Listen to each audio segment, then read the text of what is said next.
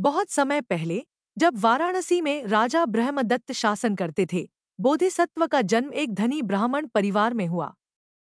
जब वह बड़े हुए, तो उन्होंने सोचा कि सांसारिक जीवन कष्टों से भरा है। उन्होंने तय किया कि वह तपस्वी बनेंगे। उन्होंने अपनी सभी संपत्ति त्याग दी, हिमालय में गए और अपनी जन्माग्नि को लेकर एक पर्णशाला, पत्तों की कुटिया बनाई, जहां वह अग्निहोत्र करने लगे, अर्थात घी और चावल से पवित्र अग्नि की पूजा करने लगे। अग्नि की पूजा। बोधिसत्व बहुत भक्ति और श्रद्धा के साथ अग्नि की पूजा करते थे। वह मानते थे कि यह अग्नि ही उन्हें स्वर्ग का रास्ता दिखाएगी। वह रोज जंगल में जाकर फल, कंदमूल और भिक्षा के लिए चावल और घी इकट्ठा करते थे और बड़े प्रेम से अग्नि को खिलाते थे। एक दिन बोधिसत्व भिक्षाटन के लिए गए। उन्हें उत्तम प्रकार के चावल और घी मिले।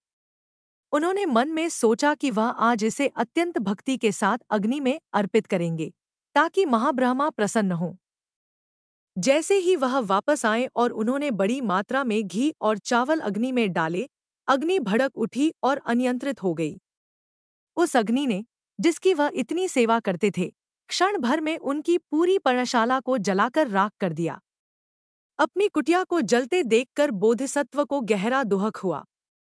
उन्होंने जमीन पर बैठकर विलाप किया और अपने आप से कहा, जिसे मैंने इतने प्रेम से पाला पोसा, खिलाया और सम्मान दिया, उसी ने मुझे धोखा दिया और मेरी मेहनत से बनी कुटिया को जला दिया। यह ठीक ही कहा गया है कि दुष्टों के साथ मित्रता, बुरी संगति नहीं करनी चाहिए। जो मेरी सेवा से खुश नहीं हुआ, वह दूसरों की सेवा से क्या खुश होगा। इस घटना से बोधिसत्व को सही ज्ञान प्राप्त हुआ। उन्होंने अग्निपूजा के बाहरी कर्मकांड को पूरी तरह से त्याग दिया। उन्होंने वास्तविक वैराग्य और ध्यान का मार्ग अपनाया। उन्होंने हिमालय की सुंदर घाटियों में ध्यान लगाना शुरू किया और अपने मन को शुद्ध करके अंततः ध्यान की शक्तियाँ, अभिज्ञा और समाधि प्राप्त की। उनकी मृत्यु के बाद वह ब्रह्मलोक में उत्पन्न हुए। यह जातक कथा हमें सिखाती है कि बाहरी कर्मकांड, दिखावटी पूजा या बुरी संगति पर भरोसा नहीं करना चाहिए।